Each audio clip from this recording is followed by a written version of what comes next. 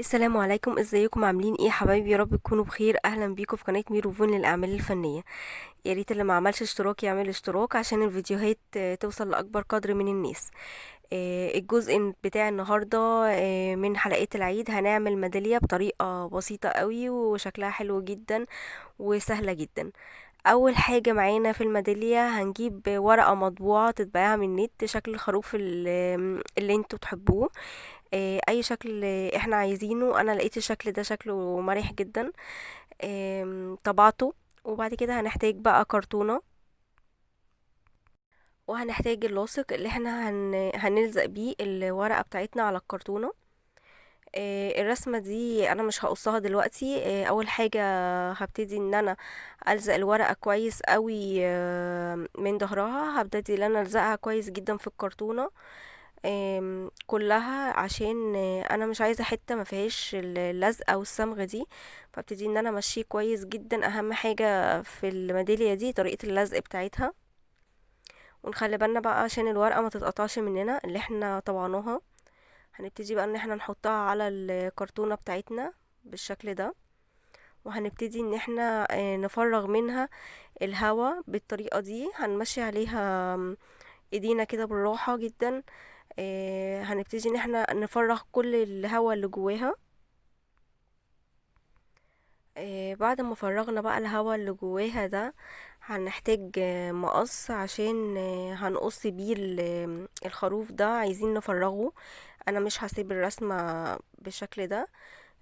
زي ما قلت لكم طبعا انتوا تقدروا ان انتوا تعملوا الشكل اللي انتوا حابينه. هجيبوا الشكل اللي انتوا عايزينه اي رسومات موجودة على النت. هتجيبوها وهتبدأوا ان انتوا تجمعوها مثلا في ورق. هتجمعوها وهتطبعوها وممكن تعملي بقى اكتر من ميدالية.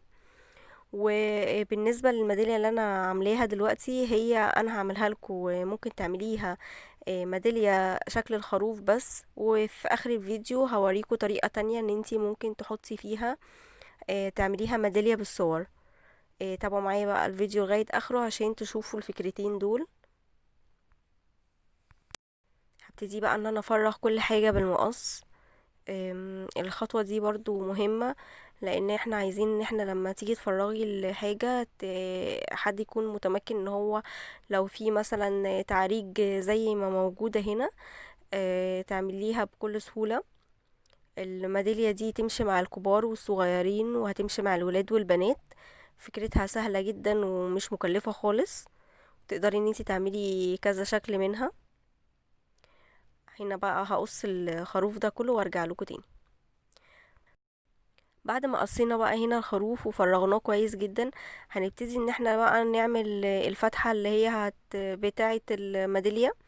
هجيب خرام عندي وهبتدي ان انا احط الرسمة بتاعتي كده في الخرامة. وهبتدي ان انا فوق بالراحة جدا هعمل دايرة بسيطة قوي تبقى من فوق في الخروف في راسه اهو. بصوا شكلها قريبة قوي من فوق، بس ما تكونش قريبة قوي من الحرف عشان ما تتقطعش معانا.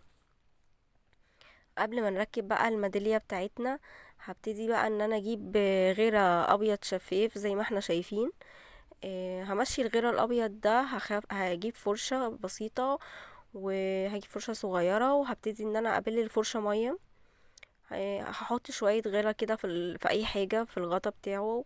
وهبتدي ان انا ادمج الفرشة بشوية المية دول مع حبة الغيرة دي. انا مش هخففه قوي عشان انا برضو عايزاه يديني سمك. هو طبعا لما هينشف مش هيبقى هتبان الرسمة لان ده شفاف. هبتدي بقى ان انا امشي الفرشة على الخروف بتاعي بالشكل ده. وهبتدي ان انا اخلي بالي لو الفرشة بتاعتي ما يكونش فيها شعر عشان ما الشعر ده ما يلزقش ما يطلعش في الغيرة معايا. وابتدي ان انا امشيها واحدة واحدة كده بنفس الطريقة اللي انا شغالة بيها دي لغاية ما اخلص الخروف بتاعي كله.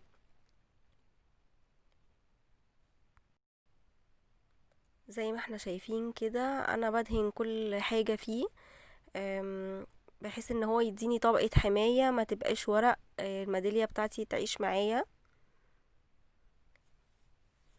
وبعد كده بقى هسيب الميدالية بتاعتي براحتها تنشف براحتها خالص، وبعد كده هرجع اشتغل فيها تاني. بعد الميدالية بقى ما نشفت معايا بقت قوية شوية عن الاول، وتقدر تستحمل معانا. هنبتدي بقى ان احنا دي الصورة اللي معايا، هنجيب صورة صغيرة ونقدر ان احنا نجيب اي حاجة على شكل دائري. وعشان نقص الصورة دي على شكل دائري، اول حاجة هتجيبي الاول كرتونة بيضة، وبعد كده هتبدأي ترسمي الدايرة بتاعت الشكل الدائري ده، هترسميها. وهتبدأي ان احنا هنبدأ ان احنا نقصها بقى بالمقص، عشان انا مش هلزق الصورة على الميدالية على طول. علشان لو حابين ان احنا نبدل في الصورة هنبدل، لو حابة ان انتي الصورة عايزاها تديني سمك شوية عن جسم الميدالية، فهبتدي بقى ان انا اقص الصورة بتاعتي على الدايرة دي، و وبعد كده هلزق الصورة عليها بعد ما اقصها بالشكل الدائري.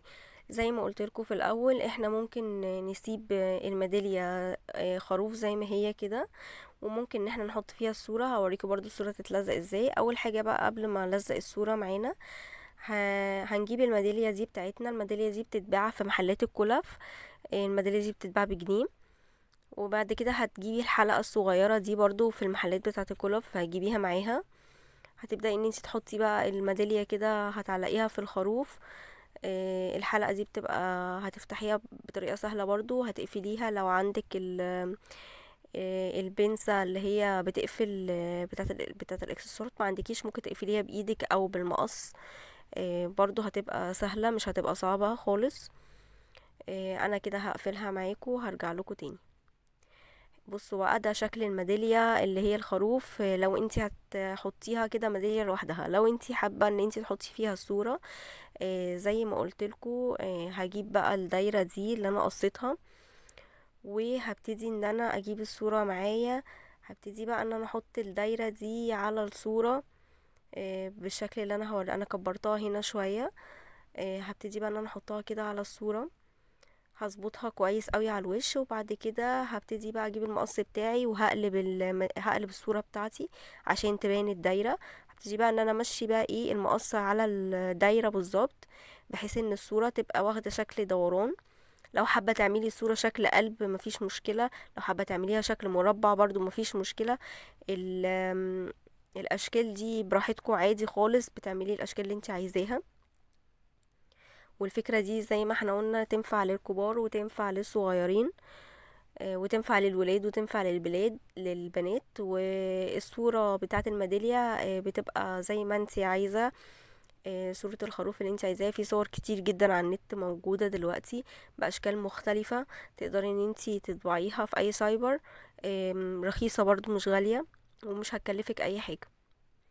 انا هجيب بقى الصمغ كده، هلزق الصورة على الكرتونة بالصمغ، هلزقها كويس قوي، هضغط عليها واطلع فراغات الهواء منها، وهمسح الصورة بس كده. بحيث ان انا اضغط على الصورة اكتر، بحيث ان لو في فراغات هواء تطلع معايا. انا مش انا هلزق الصورة دي بالدبل فيس. هجيب دبل فيس، في دبل فيس اللي هو الفوم ده شوية، علشان انا عايزة ان هو يديني سمك، تبقى الصورة بارزة شوية عن الميدالية زي ما قلتلكوا في الاول. ابتدي بقى برضو ان انا اشيل كده الدبل فيس، اشيل الورقة بتاعته من تحت، وهحط بقى هلزق الصورة دي على الميدالية. بصوا شايفين هي مدية هنا مدية سمك معانا، وفي نفس الوقت شكلها حلو جدا وشيك جدا. ويا رب فكرة النهاردة تكون عجبتكم، وتابعونا في الأفكار الجاية، في لسه أفكار كتير وأفكار جميلة جدا للعيد، وإن شاء الله تعجبكم كل الأفكار بتاعتي للولاد والبنات والكبار. وبكده يكون فيديو النهاردة خلاص، وشير الفيديو لو عجبكم ولايك. والسلام عليكم ورحمة الله وبركاته.